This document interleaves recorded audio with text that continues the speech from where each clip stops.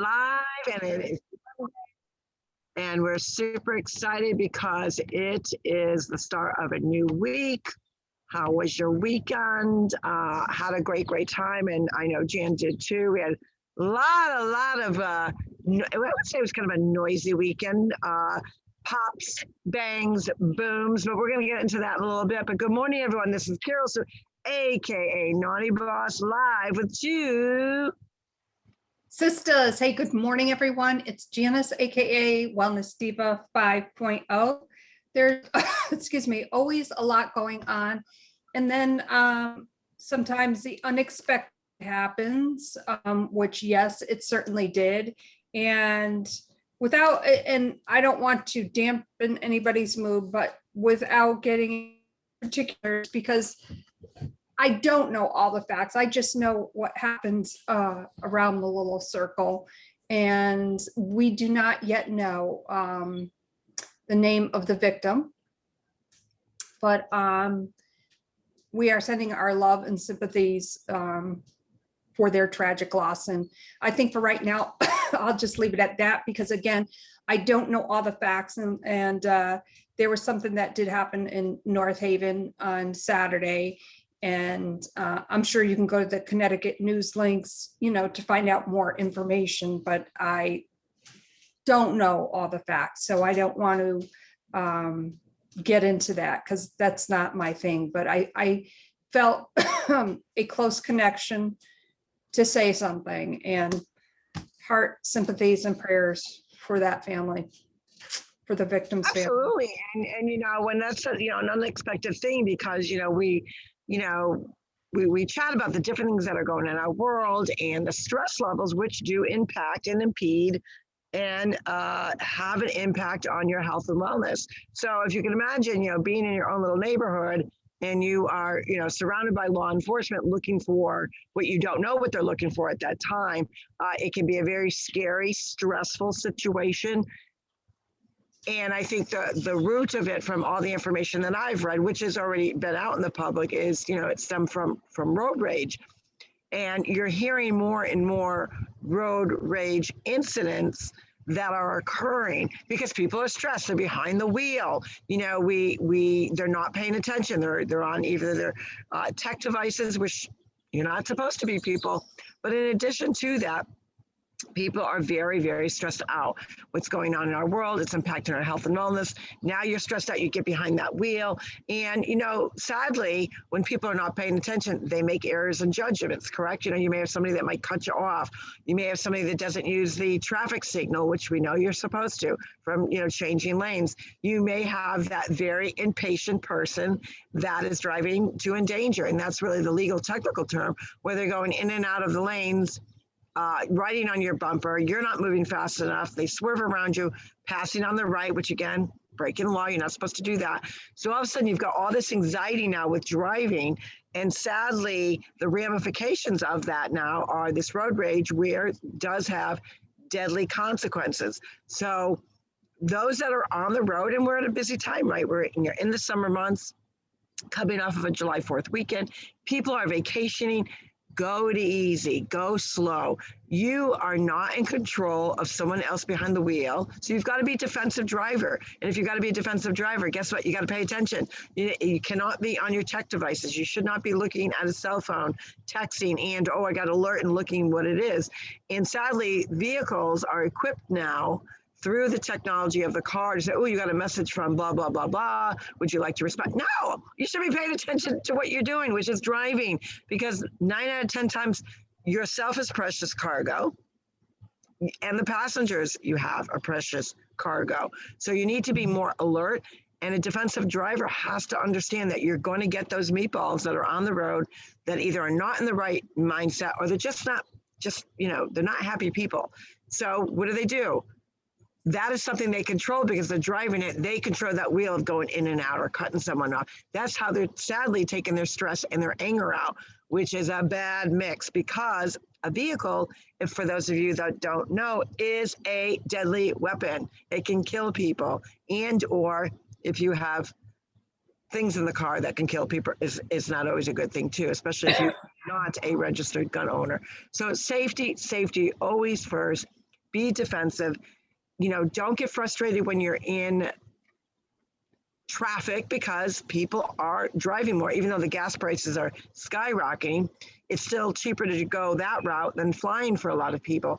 People might still be nervous about that, although you would never know that. In the 27 air flights that I've taken over the last year, I've been, seeing such a strange perception and journey with that being, when the virus first hit, to being like only one passenger, to watching it slowly creep up to now where we're at full capacity. But there are many people that don't want to fly, so they are driving.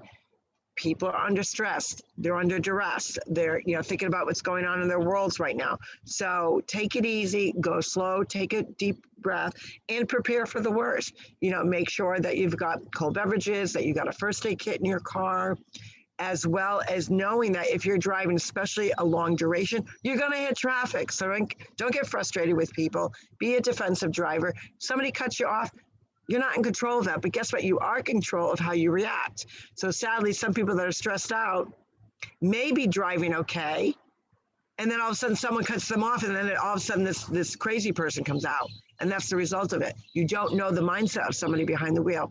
So just go slow, go easy, and prepare that things are going to occur, be proactive, and just being a better person behind the wheel. Exactly. And obviously the first responders, the police, the medical personnel, they definitely were stretched to the limit, always professional, always taking care of the public. And yes, we know that they chose that as their profession, but they should be recognized as well. They did an amazing job in keeping the public informed. And so kudos to them. But, it just goes to show you, talking about vehicles in general, vehicles was probably, along with aviation, the Wright brothers, one of those inventions that, how did I live without that means of transportation to get you from point A to point B? That is your mission when you are at the controls, is to drive that vehicle and pay attention. I guess in some terms, you have to think of it as your energy. Is it going to benefit you to get that mad? Now, we know people are under a lot of stress, and I am by any means no psychology professor, major, whatever, but human nature dictates our actions. For every action, there is a reaction. So, for me, the timing of when all this occurred, I actually left a lot earlier than I thought I would. Now, had I left at the time that I was planning to, 11:15 to 11:30, that was when all the shite was happening. And I would have been like right in that area at that specific time. But driving your car is such a responsibility that the too many electronic devices, having Wi-Fi, I know there's vehicles now that have Wi-Fi in the vehicle. And like you said, with the messages, I turn my phone, I don't turn it off, but I turn it, the volume all the way down, and I turn the little thing on the side off. So I don't hear dings. I don't hear phone calls. I don't hear text messages coming in, because that is a distraction. Sometimes people say to me, I've been trying to call you for an hour. Well, I was driving, and I do not talk and drive. And there's actually what you can do, because I do leave my phone on, and yes, you can safely answer a telephone call if it's actually connected to your car. That's a safe way to do it. Right. And I do keep it on for emergency purposes. But there is, I think the way technology works now is you can also say, I'm busy right now, or I'm driving. And if someone's calling you and or text messaging you, especially, they're going to get that response. I'm driving. I cannot answer this at the moment. And I think part of people getting impatient with, I've been trying to call you, I've been trying to text you, is because sadly of the tech world that we are in, everything is flipping instant. And it goes back to, being impatient, like, we want to get our health and wellness on quickly. We want to lose that weight quickly. We want to be the first to watch that new release movie. We have to have the newest gadget, the newest diet fad. It's because we have created an environment where everything is instant gratification, and we forget that the most important things in life and world that add value take time. It's part of the journey to work towards whatever that goal is, whatever that bar that we're setting for ourselves. And I truly believe that what's impacting people's health and wellness is they want instant. I want to know now. I want an answer now. I want to talk to that person now. I'm actually dealing with a airline issue at the moment, which is not really an issue. It's just something I have to get done. And I can tell you, so I've got my earbud in, and obviously a lot of the airlines want you to go through the internet to modify, change, whatever you got to do, right? So, long ago, the day was you call customer service, you got a live agent. And is it frustrating? Yeah, I would say that it was frustrating. But when you going in with it, now I've been trying to reach this particular airline now for a week, and every time I call, it's thank you for calling. We're experiencing a higher call volume than normal, which is a pretty typical corporation call lately. And I think that's a key signal to say, okay, we don't have enough help answering the phones. That's my perspective of it. But anywho, who hears a message? Your wait time will be 217 minutes. Well, that was the average time last week. So obviously I hung up. I'm like, I don't have time to do this up right now. I'm too busy, or I've got something going on. But the time has come that I have to deal with it. So I called, let me tell you where I'm at now, because I have my phone, I've got my earbud in waiting for them to pick up, because it's something that I cannot do. It's a complicated issue. I have now been on the phone 1 hour, 16 minutes, and, take that back, 1 hour, 17 minutes and 2 seconds. And is that normal? No, but these are the times that we are. So I know that going into it, so I prepared.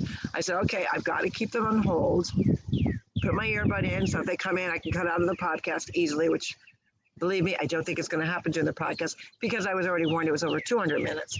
So, but this is, things that, it's out of my control. So am I going to get all pissy about it? No, I just got to deal with it. You have to have that patience to say, this is where we're at with technology. There are a lot of people that, even though I was actually surprised of the whole time, because let's face it, how many times have you called customer service for your credit card company, your airline, your hotel, and you're speaking with somebody from another country? So they are sourcing out. So to me, there's no excuse, but that's my perspective. It's not going to change. So am I going to get mad over it? No, I got to wait. And I think that's part of the issue. We've become a very impatient society. And when you enter the emotion of impatient, it reflects in all sorts of your health and wellness. I'm impatient. I don't want to stick to eating healthy. I'm impatient. I'm working out and I'm not getting the results fast enough.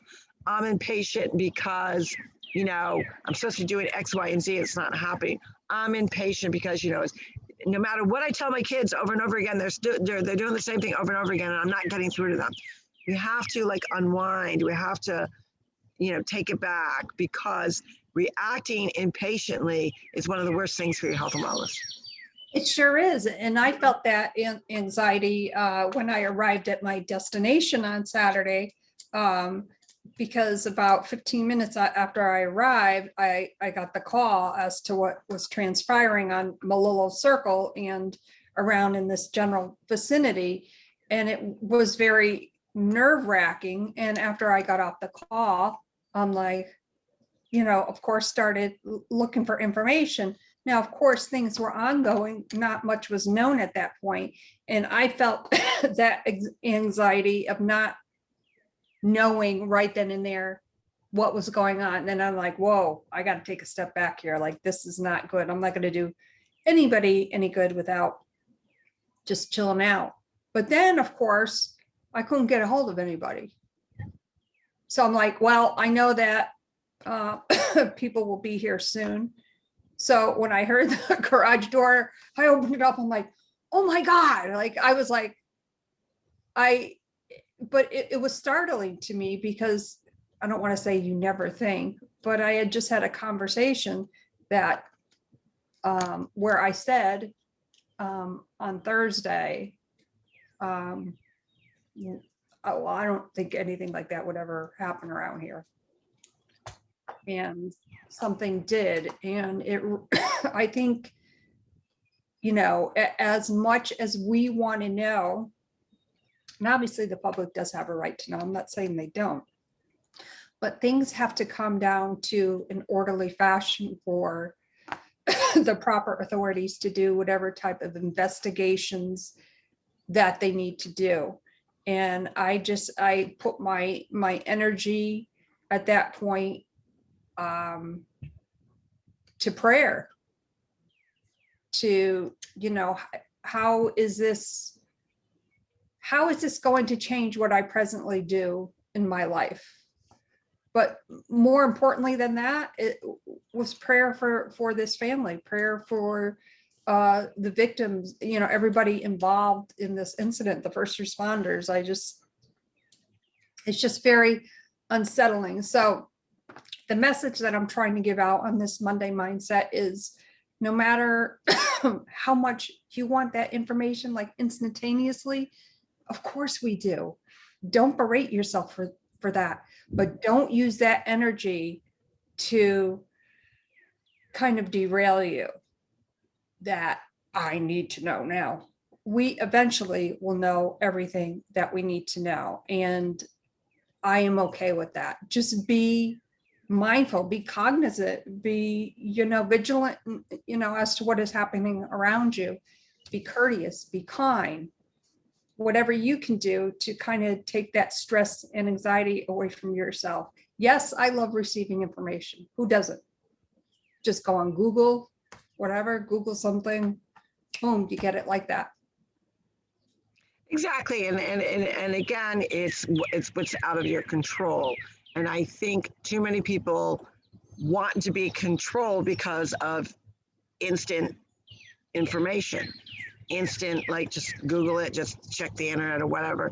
And what I notice when there is something going on in that regard, and then you're with other people, or you're at an event, or wedding, whatever, and you think about it, well, that's out of your control, and this is in your control. Your presence is what you are in control of. And you have to understand that there are levels of distractions that you're not going to change the outcome. Easier said than done, obviously, but while obsessing, because it's almost like an obsession, instant information to me is almost like an obsession. I've got to know, the fear of missing out, the fear of not knowing when. Does it really matter? And if it means I'm going to distract from who I'm with or what I'm doing or an event I'm at, I'm not going to go there. I'm not going to go down that road, because it serves no purpose to me. Because eventually what's going to happen is the only purpose it serves is just to aggravate you even more, because you can't get the information. So while, be abreast of what's going on, don't obviously if it's a national crisis, that's one thing. Those things will have the attention of everyone. But within life, there are always going to be distractions. We're on our lives, our journeys are nothing but a distraction, because those are the things that kind of infiltrate your mindset. They infiltrate your passion, your motivation of where you're going to go to. So your mindset is a key piece, and it's hard to do. No one's saying it's easy, but if you're feeling that kind of like, I need to know kind of stuff, walk away from it, take a walk, go do something joyful, go help somebody. There's nothing that doesn't cure anything than helping someone else in need, because it's a good distraction. So there are distractions that are actually good. So do a good distraction, do a healthy distraction. There's so many people out there that need our help, whether it's a neighbor, whether it's someone elderly that might need an errand, whether it's helping a young mom that, she just needs an hour or two off from dealing with her kids and wants to go for that manicure, offer to help that way. Geez, I'm going to the grocery store. Let me check with my elderly neighbors. Do they need any groceries from the store? your local churches, your local communities, the library. There are so many avenues in where you can volunteer your time. And volunteering is one of the most selfless things anyone can do for somebody else, because you don't do it with a price tag. You don't do it with, what am I getting out of it? But actually you are getting something out of it, unbeknownst to yourself, is, a grateful heart. You're receiving gratitude from the person that you're helping, or the project that you're helping, or the institute that you're helping. So there are healthy ways. Know that, we're not in control, guys. We never are and never were.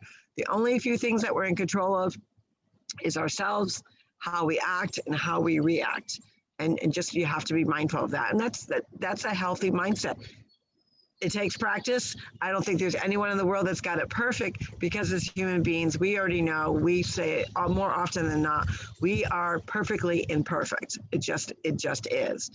The great thing about humanity is we are redeemable. We can do better. We can always work harder to impact other people with positivity. We can work harder in coming together, when there's a major distraction of, where can I help out? Where am I going to add value or help with the solution to get through this?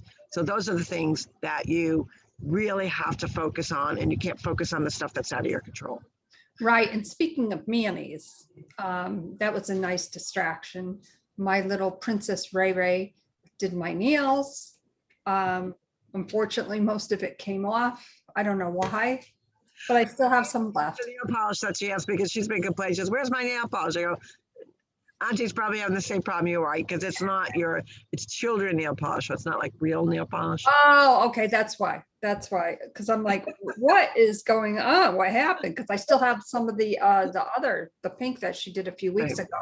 Yeah. And I played Monopoly. Now has a new game out with but it's playing cards. So that took the process up. Yeah, it does, but it was fun. So, Jed and I, went through the cards, and of course he won. And no, I did not let him win. Popular to contrary, what people may think, he played a well game, and we were kind of helping each other out, but maybe Auntie helped him a little too much, but I didn't help him win. He outmaneuvered me. Well, and that's something to say about, because a lot of times when you're playing a game, like I've been obviously playing pickleball with him, and he's got to earn his points. Like, I'm not giving it to him, because when you, and it doesn't mean that you can't assist here and there, but if you let the child win for the sake of winning, it doesn't teach them. Not everyone is a winner. And I know we're in a society where everyone gets a participation award, everyone gets a trophy, that's not life, and that's where, the whole equity issue comes into for so many parents regarding schools, because in life, life isn't fair. Those that are motivated and work hard should be rewarded. And hopefully that those that aren't, you got accountability. You look at yourself in the mirror and say, what can I do better to improve my score, to move up in the class, to maybe work towards that trophy, to come in first. We've got the Olympics going on. That's a perfect example. Not everyone can be on an Olympic team. So if we're pushing as a society equity, does that mean, okay, everyone's going to now be on the Olympic team because it's fair? Life isn't fair. And again, it goes back to free choice, knowing that we have the ability to be accountable to ourselves. What we put in, we take out of, but it's not a free ride. People have to work hard towards their goals, their ambitions, their motivation. And that comes with a strong mindset, that comes with dedication to the journey. But I'm kind of getting real tired of the whole, everyone's got to win. Well, yeah, and I remember this popped into my head. There's a lot of popping going on, by the way. It's Monday. That usually happens. But what just popped into my head was when our brother won the gold medal, National World's Figure Skating gold medalist. And I'm almost positive it was 1971. But anyways, when he came home that day, it was his turn. Here he is, the big gold medal champion, and it was his turn to do the dishes. That's right. And our mom made him do the dishes. And I don't know why I was in the kitchen with him and I was crying that he was doing the dishes. I remember that. He's looking at me like, what's wrong with you? Like, well, you just want a gold medal. You got to do the dishes. Right. The hierarchy did not hold weight in our family. And there's something to say about that. Parents are, we always say parents are the first teachers. Guess what, guys? You are the forever teachers. You never stop teaching your children, whether they're young, whether they become young adults, and even when they are adults. You are always their first teacher. You will always continue to teach them. And that's, what instilled with our family life that I look back now. And we had so many blessings that we really didn't really understand or appreciate that our parents taught us. We were, I would say, an eclectic family. We were lived in, two major cities, Hartford, Connecticut, and New Haven, Connecticut. Our dad was the director of HUD, which was Housing Urban Development. We were always exposed to all races, gay people, nuns, nurses, frequented our home, all different races. So we never, we were all equal. We were all human beings. But what they taught us is so impactful and relevant even still today, because I look at what's going on in the school systems. I look what's going on in our society, and parents have to fight back. Like, regardless of what you can't control, you can fight for what's going on in your school and you hope that you can make change, but ultimately you still can't control it.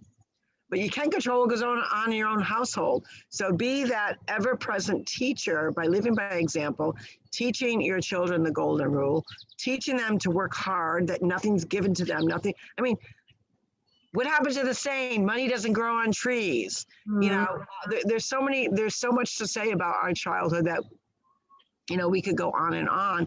But the one blessing that continues to be a driving force is what they taught us is passed down to, our generation and generations beyond, to continue that we're going to keep teaching right from wrong. And sadly, when you think about it, sadly or not, you'll never get rid of racism. You'll never get rid of hatred. You'll never get rid of darkness and evil. But guess what? You you'll never get rid of people that are embracing all people just because they're humans. You're never going to get rid of love. You're never going to get rid of lightness. You're never going to get rid of happiness. Life is two coins, and we have to embrace that. But you're never going to wipe it out, either one. So you have to come up with ways to work within those means to make sure that you're teaching others the golden rule and just being kind to one another and accepting. And will you reach everyone? No, you're not supposed to. It's just the way it is.